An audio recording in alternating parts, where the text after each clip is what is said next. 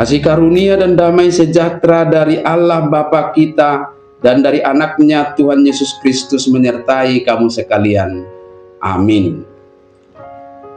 Shalom, saudara-saudari, sahabatku yang dikasihi Tuhan Allah. Firman Tuhan yang menyapa kita di akhir pekan ini, hari Sabtu tanggal 10 Januari 2026, tertulis di dalam Injil Yohanes pasal 3 ayat 16. Mari sahabatku, kita simak dan renungkan firman Tuhan yang menjadi kekuatan dan inspirasi untuk menjalani hari ini. Demikian. Karena begitu besar kasih Allah akan dunia ini, sehingga Ia telah mengaruniakan anaknya yang tunggal, supaya setiap orang yang percaya kepadanya tidak binasa, melainkan beroleh hidup yang kekal. Aisongonodo holong ni rohani debata di Portibion. Pola do anakna nasasadai di lehon, asa unang mago ganup na porsea di ibana, asa hanguluan na saliling-liling na di ibana. Demikian firman Tuhan. Sahabat renungan harian saudara-saudariku di dalam nama Tuhan Yesus, jika Alkitab kita andaikan sebagai sebuah perpustakaan besar yang berisi ribuan janji kasih Tuhan, maka Yohanes pasal 3 ayat 16 ini adalah ringkasan dari seluruh isinya. Karena dalam Yesus Kristuslah janji-janji itu digenapi. Nas ini sangat familiar karena banyak orang yang menghafalnya dengan mudah, mulai dari anak sekolah minggu sampai orang tua dan dewasa. Namun karena saking seringnya mendengar, kita bisa kehilangan rasa takjub akan maknanya.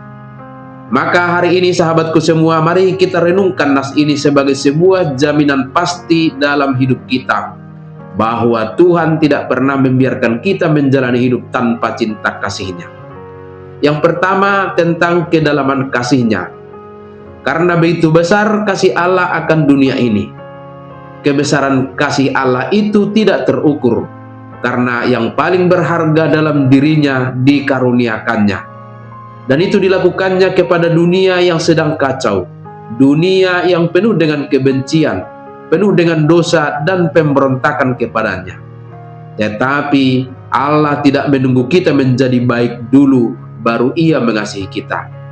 Ia mengasihi kita justru saat kita masih berada dalam kegelapan, dengan mengorbankan anaknya yang tunggal.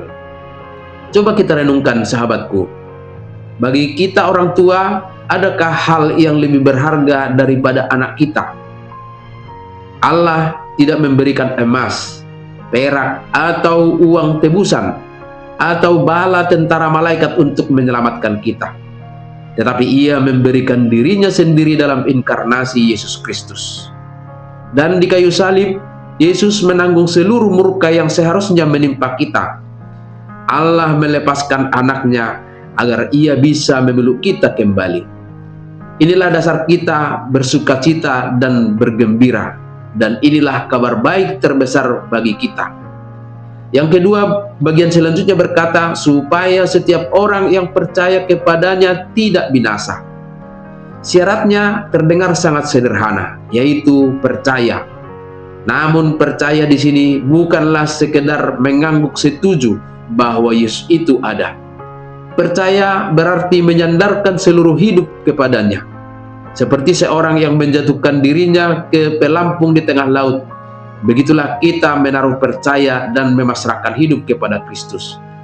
Maka siapa saja, seperti disebutkan di sini, setiap orang, asalkan percaya, dia akan diselamatkan. Itu berarti di sini tidak ada diskriminasi. Tidak peduli seberapa kelam masa lalu Anda, tidak peduli seberapa hancur hidupmu hari ini, pintu keselamatan terbuka lebar bagi siapa saja yang mau melangkah masuk melalui imannya kepada Yesus Kristus.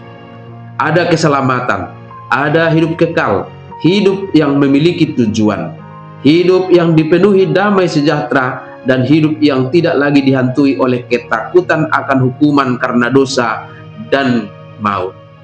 Mari sahabatku semua, responlah kasih-Nya dengan memberikan hidup kembali kepadanya. Karena saat hidup kita menjadi milik Kristus, maka kita memiliki keselamatan. Amin. Selamat beraktivitas, Tuhan memberkati.